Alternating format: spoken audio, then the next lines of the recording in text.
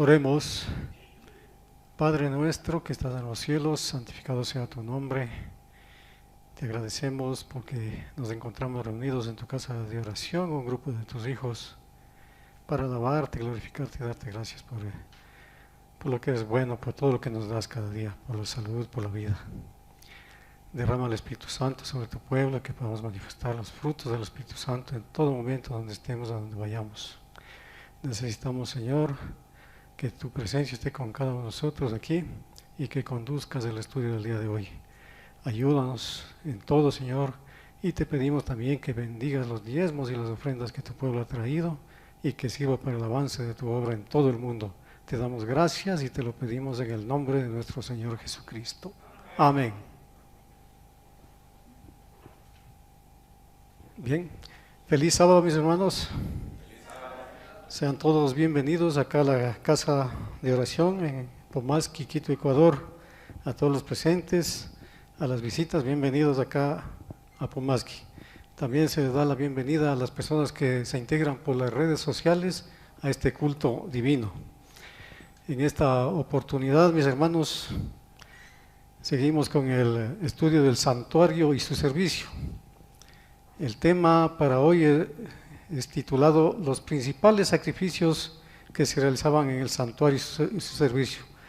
Pongamos la diapositiva número 1, que ahí está el título del tema de hoy.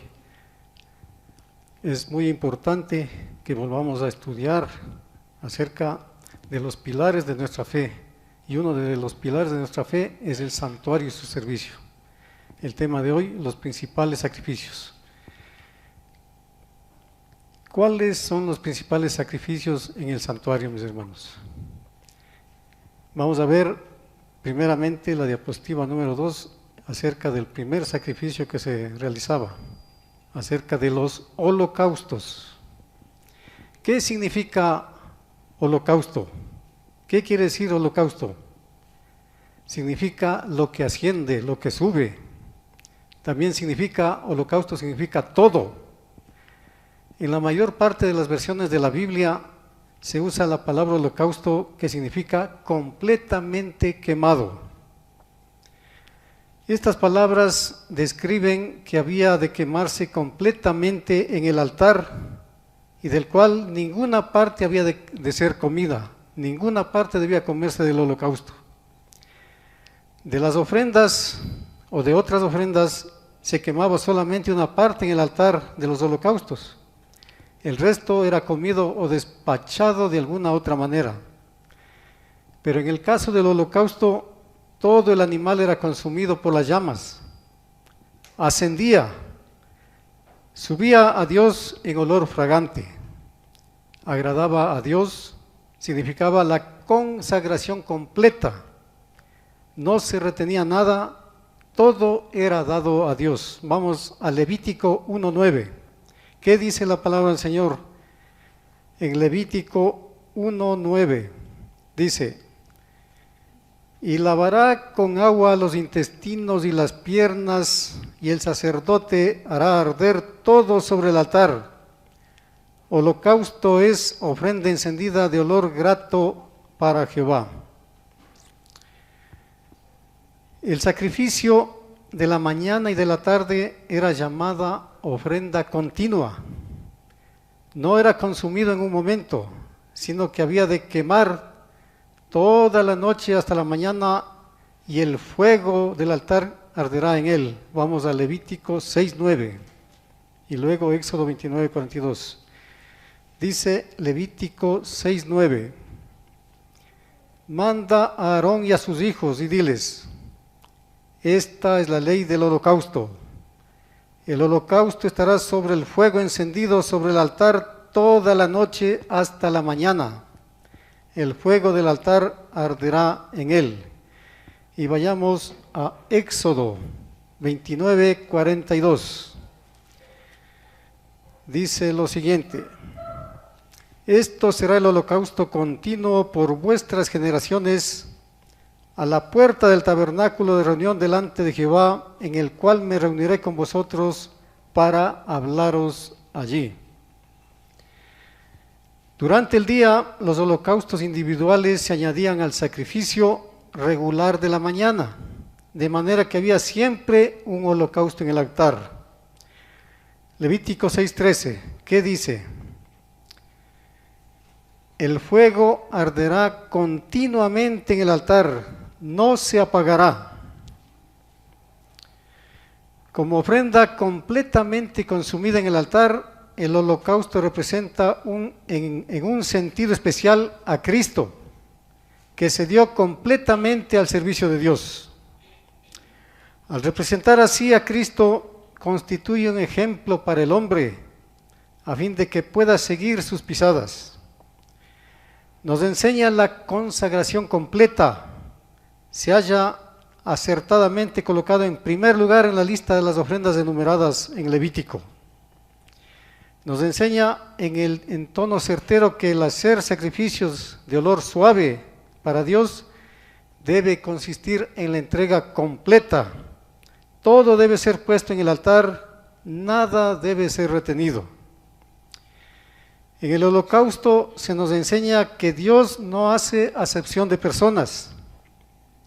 El pobre que trae sus 2 palomas es tan aceptable como el rico que trae un becerro, o como Salomón, quien ofreció 1000 holocaustos. Vamos a Primera de Reyes 3:4. ¿Qué dice la palabra del Señor?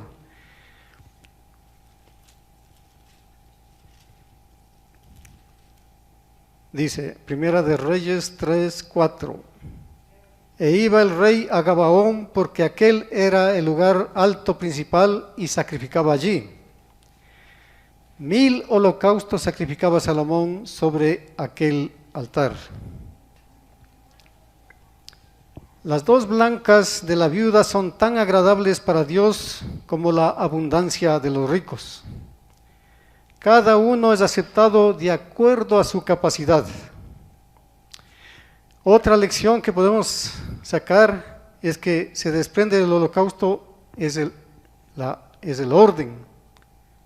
Dios quiere orden en su obra. Otra lección importante es la limpieza. Y otra lección importante es la puntualidad. En el servicio de los sacrificios se empleaban 3 elementos de purificación. ¿Cuáles son estos? El fuego, el agua y la sangre. El fuego, emblema del Espíritu Santo, es un agente purificador. Cuando Cristo viene a su templo, vamos a leer Malaquías 3, del 1 al 3.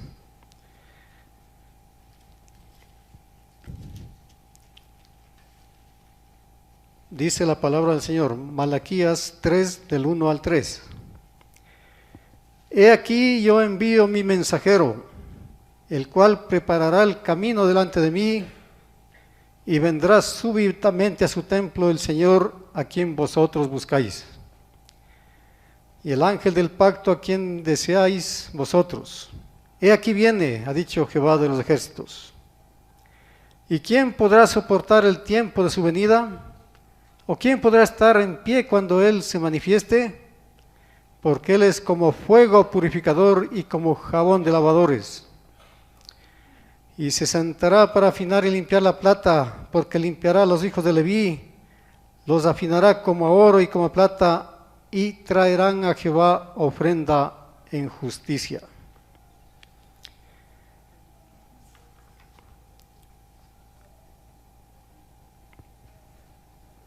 Purificará a su pueblo por el espíritu de ardimiento o por el espíritu de devastación, según Isaías 4:4. El siguiente elemento de purificación, el agua, es emblema del bautismo y de la palabra, 2 agentes purificadores. Vamos a Efesios capítulo 5, versículos 25 y 26. Efesios capítulo 5, versículos 25 y 26 dice: Maridos, amad a vuestras mujeres, así como Cristo amó a la iglesia y se entregó a sí mismo por ella, para santificarla, habiéndola purificado en el lavamiento del agua por la palabra. En el holocausto, como en todas las ofrendas, La sangre, tercer elemento de purificación, es el elemento vital e importante. Es lo que hace expiación por el alma. El pasaje clásico que trata de esto se halla en Levítico 17:11. Vamos a Levítico 17:11. ¿Qué nos dice la palabra del Señor en Levítico 17:11? Porque la vida de la carne en la sangre está, y yo os la he dado para hacer expiación sobre el altar por vuestras almas, y la misma sangre hará expiación de la persona. Vamos a la diapositiva número 3.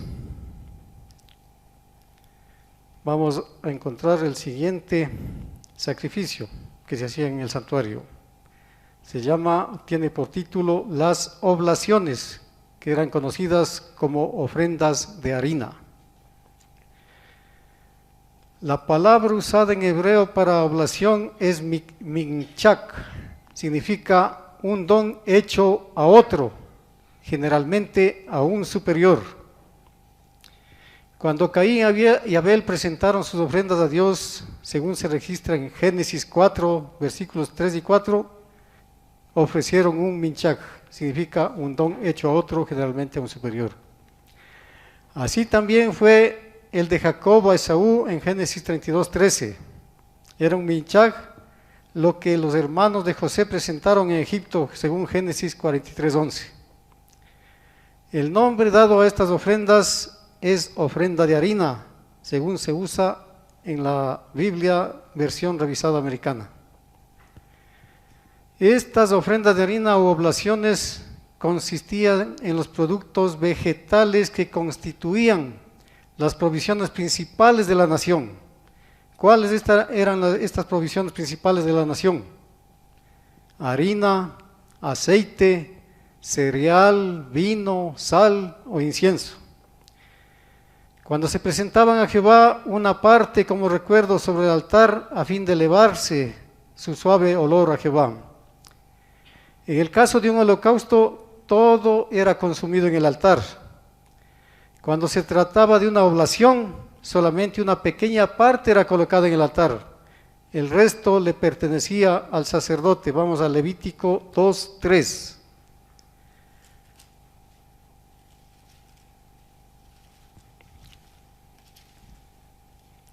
Levítico 2:3 dice: y lo que resta de la ofrenda será de Aarón y de sus hijos. Es cosa santísima de las ofrendas que se queman para Jehová. Como el holocausto significaba consagración y dedicación, la oblación significa sumisión y dependencia. Los holocaustos representaban la entrega completa de una vida. Las oblaciones eran un reconocimiento de la soberanía y la mayordomía, de cuánto se dependía de un poder superior. Eran un acto de homenaje a Dios, un compromiso de lealtad. En las oblaciones, como en las ofrendas, se usaba sal. Vamos a Levítico 2:13. ¿Qué dice la palabra del Señor? Y sazonarás con sal toda ofrenda que presentes, y no harás que falte jamás tu ofrenda la sal del pacto de tu Dios. En toda ofrenda tuya ofrecerás sal. Y vayamos a Ezequiel 43:24. Ezequiel 43:24 dice lo siguiente: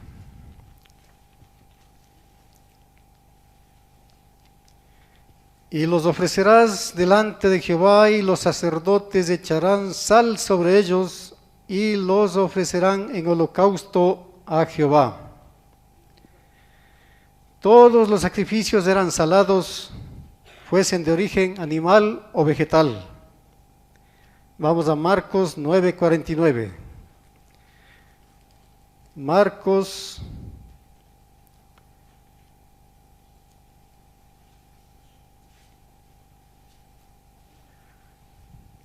9:49 dice: porque todos serán salados con fuego, y todo sacrificio será salado con sal.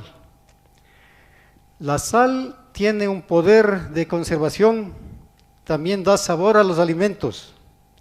Es una parte vital de cada sacrificio. Simboliza el poder conservador y custodio de Dios. La oblación es un sacrificio definido y separado que denota la consagración de los recursos, como el holocausto denota una consagración de la vida. La dedicación de los recursos debe ir precedida por la dedicación de la vida. La una es el resultado de la otra. Una dedicación de los recursos sin la dedicación de la vida no es aceptable. Las dos cosas deben ir juntas. Combinadas forman un sacrificio completo, agradable a Dios, un olor suave a Jehová. La idea de la mayordomía necesita recalcarse en un tiempo como este. Algunos de los que se llaman cristianos hablan mucho de la santidad y de su devoción a Dios, pero sus obras no corresponden siempre a su profesión. Mantienen cerrada su cartera, no escuchan los pedidos y la causa de Dios languidece. Los tales necesitan comprender que la consagración de la vida incluye la consagración de los recursos y que una cosa sin la otra no agrada a Dios. Diapositiva número 4. Siguiente sacrificio en el santuario. Los sacrificios de paz o los sacrificios de paces. La palabra traducida como sacrificio de paces proviene de un radical que significa componer, suplir lo que falta, pagar una recompensa. Denota un estado en el cual las malas comprensiones han sido aclaradas y los entuertos corregidos, y en el cual prevalecen los buenos sentimientos. Las ofrendas pacíficas se traían en cualquier ocasión que demostraba agradecimiento y gozo, y también cuando se hacían votos. Los sacrificios de paces eran de 3 clases: las ofrendas de agradecimiento, las ofrendas por un voto y las ofrendas voluntarias. De estas, la ofrenda voluntaria de alabanza parece ser la principal. Dios quiere que su pueblo sea honrado y digno de confianza.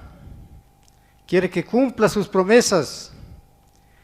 Nadie desempeña sus deberes cristianos si no es digno de confianza en el trato comercial.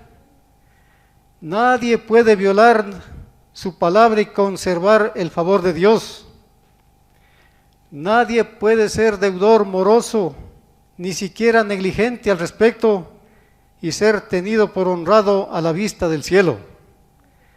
Sobre todos los demás, el cristiano debe ser un hombre de palabra, debe ser no solamente íntegro, sino puntual en todas las cosas. Esta es una época en la cual muchos consideran su palabra como de poco peso y tienen poco respeto por sus promesas. Aunque esto es lo que puede esperarse del mundo, no tienen excusa los que llevan el nombre de Cristo y repudian sus promesas. Sin embargo, ¿cuántas personas, cuántas promesas quedan sin pagarse? ¿Cuántos votos se violan? Se viola el voto matrimonial, se viola el voto tomado en el bautismo, el que se ha tomado en la ordenación, se repudian los pactos, se violan los acuerdos, se olvidan las promesas. Es común faltar a la fe, despreciar la responsabilidad es casi universal. Cristo mismo se preguntó si hallaría fe en la tierra. Vamos a Lucas 18:8. Lucas 18:8 dice lo siguiente: Os digo que pronto les hará justicia, pero cuando venga el Hijo del Hombre, hallará fe en la tierra cuando Él vuelva. En medio de toda esta conjunción, mis hermanos, debe haber un pueblo en el cual pueda Dios confiar, en cuya boca no se haya el engaño, que sea fiel a su palabra. La pregunta hecha en el Salmo 15 está también contestada allí. Vamos al Salmo 15, mis hermanos.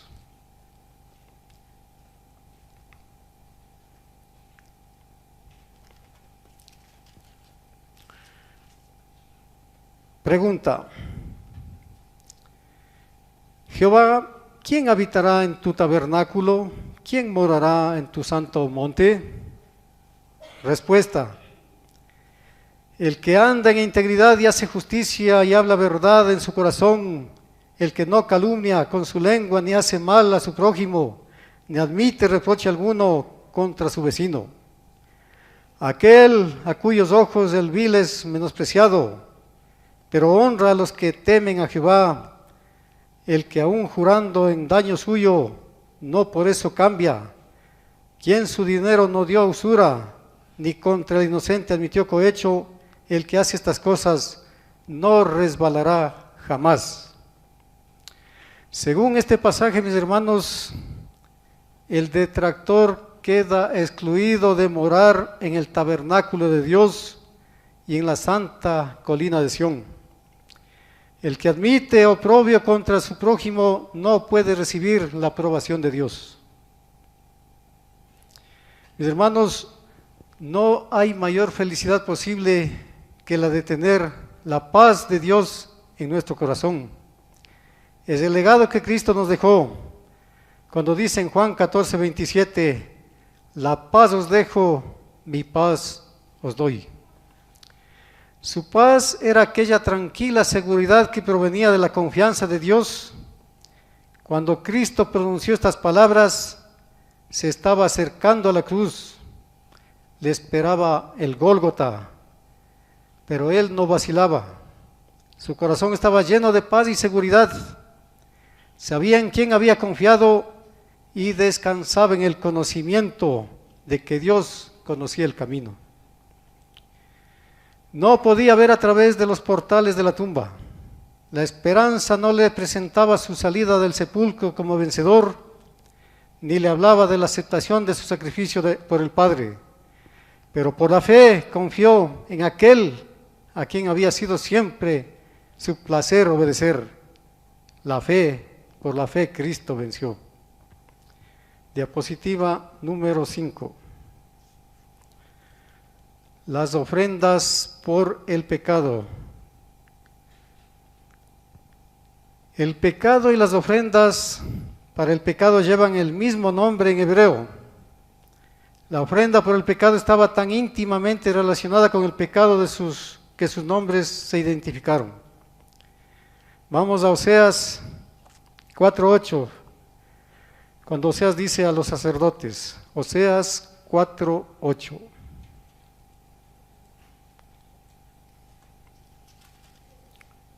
Dice así: del pecado de mi pueblo comen y en su maldad levantan su alma.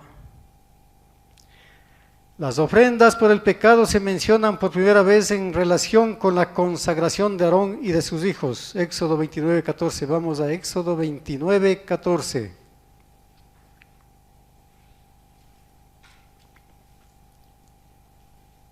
Pero la carne del becerro y su piel y su estiércol los quemarás a fuego fuera del campamento. Es ofrenda por el pecado. No se mencionan, sin embargo, como algo nuevo. Debe notarse que las ofrendas por el pecado bastaban únicamente por los pecados cometidos por ignorancia. Vamos a Levítico 4:2. ¿Qué nos dice la palabra del Señor en el Levítico 4:2? Habla a los hijos de Israel y diles: cuando alguna persona pecare por hierro en alguno de los mandamientos de Jehová sobre las cosas que no se han de hacer, e hiciere alguna de ellas. Versículo 13. Si toda la congregación de Israel hubiere errado y el hierro estuviera oculto a los ojos del pueblo, y hubieren hecho algo contra alguno de los mandamientos de Jehová en cosas que no han de hacer y fueren culpables. Versículo 22. Cuando pecare un jefe e hiciere por hierro algo contra alguno de todos los mandamientos de Jehová su Dios sobre cosas que no se han de hacer y pecare. Y versículo 27 dice lo siguiente: si alguna persona del pueblo pecare por hierro, haciendo algo contra alguno de los mandamientos de Jehová en cosas que no se han de hacer, él delinquiere. Se referían a los pecados por error, por ignorancia, equivocaciones, actos temerarios, de los cuales el pecador no se daba cuenta por el momento, pero llegaban a serle conocidos más tarde. No proveían para los pecados hechos conscientemente, a sabiendas y persistentemente. Cuando Israel pecó deliberadamente, como al adorar el becerro de oro, y rechazó desafiadamente la misericordia de Dios al ser llamado por Moisés al arrepentimiento, ¿qué pasó con Israel? Fue castigado. Vamos a Éxodo 32, 28.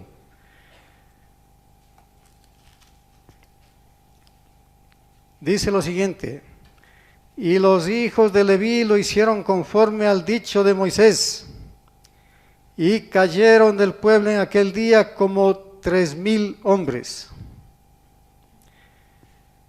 Al terminarse los 7 días de consagración de Aarón, se ordenó una ofrenda por el pecado.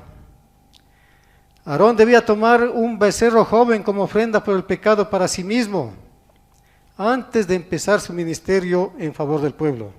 Vamos a Levítico 9, versículos 8, 9 y 11. Levítico 9, versículos 8, 9 y 11 dice: entonces se acercó Aarón al altar y degolló el becerro de la expiación que era por él, y los hijos de Aarón le trajeron la sangre, y él mojó su dedo en la sangre y puso de ella sobre los cuernos del altar, y derramó el resto de la sangre al pie del altar. Versículo 11. Mas la carne y la piel las quemó al fuego fuera del campamento. Diapositiva número 6. La ofrenda de la ternera roja o la vaca alazana. Vamos a Deuteronomio capítulo 21.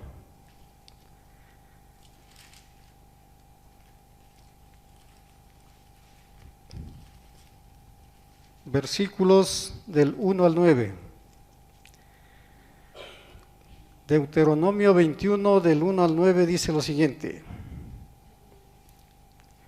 si en la tierra que Jehová tu Dios te da para que la poseas fuere hallado alguien muerto tendido en el campo y no se supiere quién lo mató, entonces tus ancianos y tus jueces saldrán y medirán la distancia hasta las ciudades que están alrededor del muerto. Y los ancianos de la ciudad más cercana al lugar donde fuere hallado el muerto tomarán de las vacas una becerra que no haya trabajado, que no haya llevado yugo. Y los ancianos de aquella ciudad traerán la becerra a un valle escabroso, que nunca haya sido arado y sembrado, ni sembrado, y quebrarán la cerviz de la becerra allí en el valle. Entonces vendrán los sacerdotes hijos de Leví, porque a ellos escogió Jehová tu Dios para que le sirvan y para bendecir en el nombre de Jehová, y por la palabra de ellos se decidirá toda disputa y toda ofensa. Y todos los ancianos de la ciudad más cercana al lugar donde fuera hallado el muerto lavarán sus manos sobre la becerra cuya cerviz fue quebrada en el valle, y protestarán y dirán: nuestras manos no han derramado esta sangre, ni nuestros ojos lo han visto. Perdona a tu pueblo Israel, al cual redimiste, oh Jehová, y no culpes de sangre inocente a tu pueblo Israel, y la sangre les será perdonada. Y tú quitarás la culpa de la sangre inocente de en medio de ti, cuando hicieres lo que es recto ante los ojos de Jehová. Mis hermanos, la ternera debía de ser de color rojo, sin mancha alguna, de manera que en forma especial tipificaba la sangre de Cristo.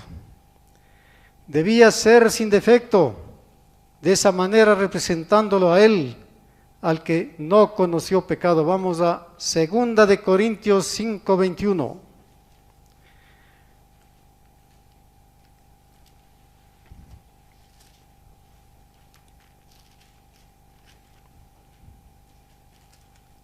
Dice lo siguiente: al que no conoció pecado, por nosotros lo hizo pecado, para que nosotros fuésemos hecho justicia de Dios en él. 2 de Corintios 5:21. Debía ser una que nunca se había domesticado para cargar el yugo. Debía ser una ternera que siempre había sido libre, nunca obligada a hacer ningún trabajo. Esto era simbólico del Hijo de Dios, quien vino por su propia voluntad y murió por nosotros. Cristo estaba por encima de toda la ley. Ningún yugo fue colocado sobre él. Vamos a Juan 10:18.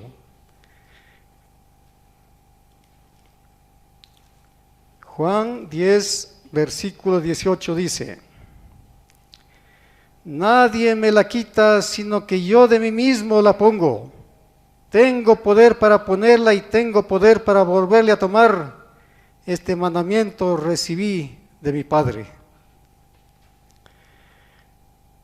Mientras soportaba la agonía del Getsemaní, él, es decir, Jesús, podía haberse limpiado el sudor sanguinolento de su frente y regresado a su lugar correcto en el cielo y dejar que el mundo pereciera. No había poder alguno, solo el poder supremo del amor celestial que obligó a Cristo hacia la cruz del Calvario. Vamos a Juan 3:16. ¿Qué dice Juan 3:16? Porque de tal manera amó Dios al mundo, que ha dado a su Hijo unigénito, para que todo aquel que cree en Él no se pierda, mas tenga vida eterna. Cristo Jesús vino como una ofrenda voluntaria, por decisión propia. Él se ofreció a sí mismo por los pecados del mundo, y el amor del Padre por la raza caída era tan grande que por mucho que amaba a su Hijo unigénito, Él aceptó la vida ofrecida. Los ángeles son responsables ante la ley de Dios, por lo tanto sus vidas no podían expiar por la transgresión de la ley. Solamente Cristo estaba libre de las demandas de la ley, el único que podía redimir a la raza caída. La ofrenda de la ternera roja era una ceremonia muy impresionante. La ternera no era llevada al templo, como la mayoría de las demás ofrendas, sino a un valle áspero, fuera del campamento, que nunca había sido cultivado o arado. El sacerdote, vestido en la púrpura túnica blanca del sacerdocio, en la pura túnica blanca del sacerdocio, guiaba a la ternera y era acompañado por los ancianos de la ciudad y los levitas. Madera de cedro y sopa y grana también eran llevados al lugar de la ofrenda. Cuando la procesión llegaba al valle áspero, hacían una pausa y los ancianos se adelantaban y mataban a la ternera. El sacerdote tomaba entonces la sangre y con su cara de frente al templo rociaba la sangre con su dedo en dirección al templo 7 veces. Si una persona era encontrada muerta en el campo y no se sabía quién había tomado la vida, entonces los ancianos de la ciudad próxima donde el muerto había sido encontrado adelantaban y lavaban sus manos sobre el cuerpo de la ternera mientras ofrecían una oración a Dios, solicitando que el Señor no les imputaba la sangre inocente, según lo que hemos leído en Deuteronomio 21 del 1 al 9. Después de todo esto, el cuerpo de la ternera, incluyendo la sangre, era quemada. Mientras ascendía el humo, el sacerdote se acercaba y echaba al fuego parte de la madera de cedro, hisopo y la grana. Esto podemos verlo en Números 19, del 1 al 8. La ternera roja era ofrecida fuera del campamento, tipificando que Cristo sufría, no solamente por la raza hebrea, sino por todo el mundo. Si toda ofrenda hubiera sido degollada dentro del atrio del santuario, algunos habrían enseñado que Cristo murió solamente por su propio pueblo, la raza hebrea. Pero la ternera roja era ofrecida fuera del campamento, según Hebreos 13. Vamos a Hebreos capítulo 13, versículos del 12 al 13. Hebreos capítulo 13, versículos 12 y 13 dice: por lo cual también Jesús, para santificar al pueblo mediante su propia sangre, padeció fuera de la puerta. Salgamos pues a él fuera del campamento, llevando su vituperio, simbolizando el hecho de que Cristo murió para todas las naciones, tribus y pueblos. No importa si Satanás ha desfigurado tanto la imagen del Creador en el hombre que a duras penas se puede ver un rasgo de algo excepto los atributos de Satanás. Sin embargo, Cristo con su brazo poderoso puede alzar al tal hasta que se sienta con él en su trono. Toda la vida quizás se haya desgastada y es como el valle áspero, sin utilidad. Pero si el tal mira hacia el santuario celestial y rogara por misericordia confesando sus pecados, la preciosa sangre de Cristo, de la cual la sangre de la ternera roja era un símbolo, será rociada sobre su vida y Cristo le dirá al arrepentido, así como le dijo al ladrón sobre la cruz. Vamos a Lucas capítulo 23, versículo Lucas 23,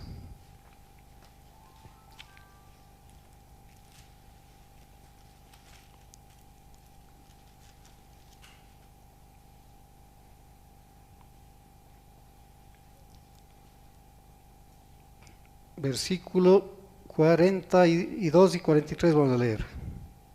Y dijo a Jesús: acuérdate de mí cuando vengas a tu reino. Entonces Jesús le dijo: de cierto te digo, hoy estarás conmigo en el paraíso. Era una promesa que le hacía a uno de los dos ladrones que estaban junto a la cruz con Jesús. No hay ninguno tan hundido en el pecado o en la oscuridad de la maldad a quienes no se extiende la esperanza y salvación mediante la ofrenda típica de la ternera roja. Este sacrificio era una sombra de las cosas celestiales. Ahora el tipo se ha encontrado con el antitipo. Cristo ha sufrido fuera del campamento por los pecados de todo el mundo. No hay ninguno que esté tan hundido a quien Él no pueda levantar. Puede parecer imposible al hombre. Las costumbres y hábitos del mundo pueden condenar a una persona y decir que está perdido, pero Cristo está por encima de toda ley. Él puede salvar a lo sumo a todos a los que se alleguen a Dios por medio de Él, según Hebreos 7:25. La madera de cedro, el hisopo y la grana lanzado al fuego era típica de la purificación de la tierra y toda vegetación de todo vestigio de pecado por medio de la sangre de Cristo. Vamos a Isaías capítulo 65. Isaías capítulo 65, versículos del 17 al 19, dice lo siguiente: Porque he aquí que yo crearé nuevos cielos y una nueva tierra, y de lo primero no habrá memoria, ni más vendrá al pensamiento. Mas os gozaréis y os alegraréis para siempre en las cosas que yo he creado, porque he aquí que yo traigo a Jerusalén alegría y a su pueblo gozo. Y me alegraré con Jerusalén y me gozaré con mi pueblo, y nunca más se oirán en ella voz de lloro ni voz de clamor. Después que el cuerpo de la ternera era quemada hasta solo quedar cenizas, una persona que no estaba contaminada por haber tocado al muerto recogía las cenizas y las colocaba en un lugar limpio y era guardado para ser usada para purificar a aquellos que habían tocado al muerto. Esto lo podemos encontrar en Números 19, versículos 9 y 10. Si una persona moría dentro de una tienda o cosa,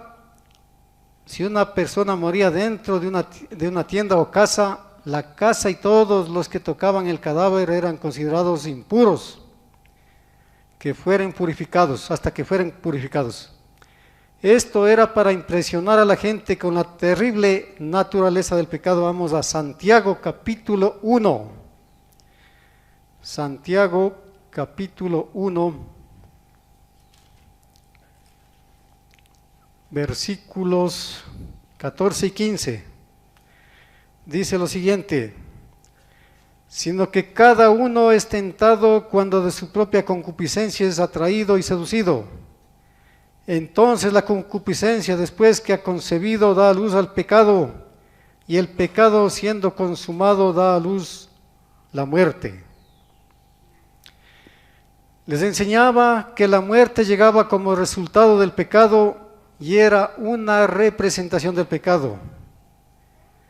Parte de las cenizas era colocada en corriente de agua pura, y una persona que estaba ceremonialmente limpia le colocaba un ramo de hisopo y cedro en las cenizas y agua, y rociaba la tienda, los artículos dentro de la tienda y la gente.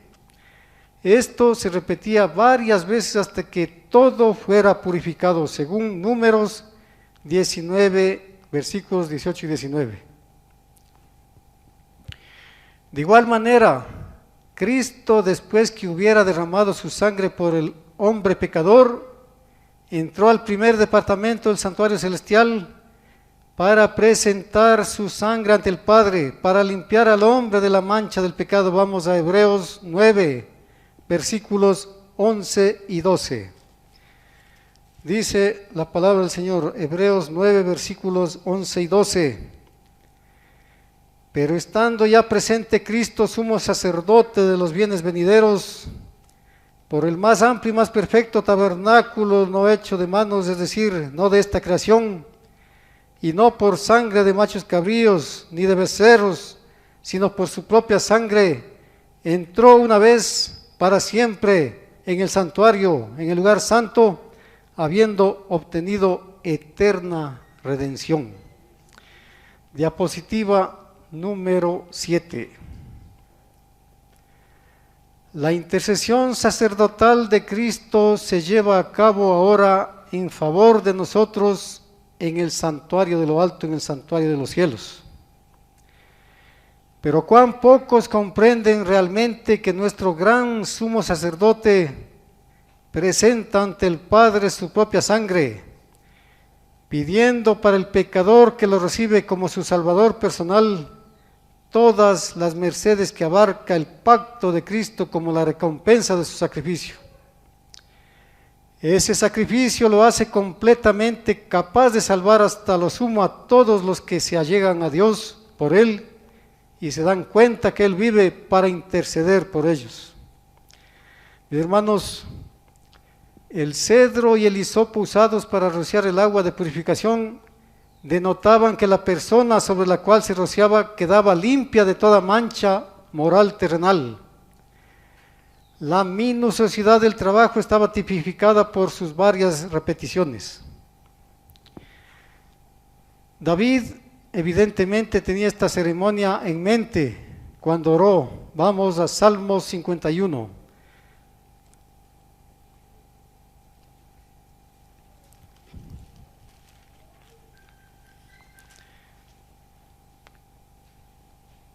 Salmo 51, versículos 7, 10 y 12.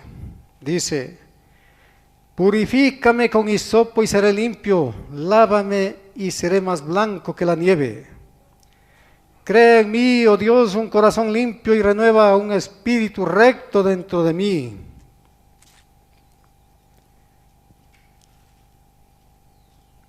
Versículo 12. Vuélveme el gozo de tu salvación y el espíritu noble me sustente. La mente de Pablo, que transportada del tipo al antitipo, cuando le escribió a sus hermanos hebreos, ¿qué es lo que dijo? Vamos a Hebreos 9, 13 y 14. Hebreos capítulo 9, versículos 13 y 14 dice lo siguiente: Porque si la sangre de los toros y de los machos cabríos y las cenizas de la becerra rociadas a los inmundos santifican para la purificación de la carne, cuánto más la sangre de Cristo, el cual mediante el Espíritu eterno se ofreció a sí mismo sin mancha a Dios, limpiará vuestras conciencias de vuestras obras muertas para que sirváis al Dios vivo. Diapositiva número 8. La sangre de Cristo es eficaz, pero necesita ser aplicada continuamente. No solo quiere que Dios, que sus siervos empleen para su gloria los recursos que les ha confiado, sino que desea que se consagren ellos mismos a su causa. Hermanos míos, si os habéis vuelto egoístas y estáis privando al Señor de aquello que debierais dar alegremente para su servicio, entonces necesitáis que Dios, que se os aplique cabalmente la sangre de la aspersión, para consagraros vosotros y todos vuestros bienes a Dios. Mis hermanos, muchas personas leen sus Biblias y pasan sobre estos hermosos tipos como ceremonias peculiares a los judíos y sin significado para los cristianos. Consideran al Antiguo Testamento como de poco valor, pero el Señor por medio de Moisés brindó esa maravillosa galaxia de tipos y símbolos contenidos en el servicio del santuario y las leyes levíticas. Y Moisés estaba tan temeroso, no fuera que la gente llegara a pensar que él les había dado el servicio, de manera que por más de 200 veces lo encontramos asegurándoles que Dios mismo era el autor de ellos, con tales expresiones como: el Señor dijo, el Señor ordenó. Él deseaba que todos supieran que Dios les había dado ese maravilloso sistema de tipos y sombras, no solo lanzado luz desde el Edén hasta la cruz, sino revelándole al hombre pecador la obra de Cristo desde la cruz hasta el fin del tiempo. Estas ceremonias típicas, como un gran reflector, lanzan luz sobre el ministerio de Cristo que no puede obtenerse en ninguna otra porción de la Escritura. El Salvador enseñó que un estudio de los escritos de Moisés fortalecería la fe en él. Dijo: porque si creyeseis a Moisés, dijo él, me creerías a mí, porque de mí escribió él. Pero si no creéis a sus escritos, ¿cómo creeréis a mis palabras? Esto está en Juan 5, 46 y 47. Diapositiva número 9. Fue Cristo quien habló a Israel por medio de Moisés. Si hubieran escuchado la voz divina que les hablaba por medio de su gran caudillo, la habrían reconocido en las enseñanzas de Cristo. Si hubiesen creído a Moisés, habrían creído en aquel de quien escribió Moisés. Finalmente, mis hermanos y amigos, el Salvador es revelado en la palabra en toda su belleza y en todo su encanto. Cada alma hallará solaz y consuelo en la Biblia, la cual está llena de promesas acerca de lo que Dios hará para los que caminan de acuerdo a la voluntad divina. Que Dios nos cuide y nos guarde. Vamos a terminar con una oración. Nos ponemos de rodillas para orar.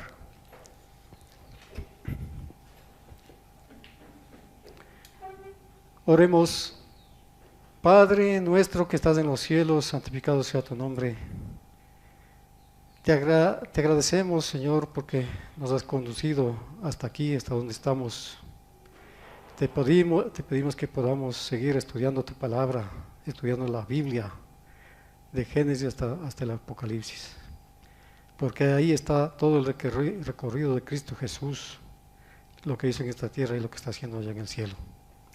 Ayúdanos a aprender todo acerca de los pilares de nuestra fe. Estamos estudiando el santuario también. Eso es un pilar fundamental que debemos estudiar todos y cada uno de nosotros. Ayúdanos a avanzar en todos tus caminos, que podamos estar agarrados de tu mano y nunca soltarnos con el propósito de alcanzar la Canaán celestial. Ayúdanos, Señor, en todo, te lo pedimos y agradecemos en el nombre de nuestro Señor Jesucristo. Amén.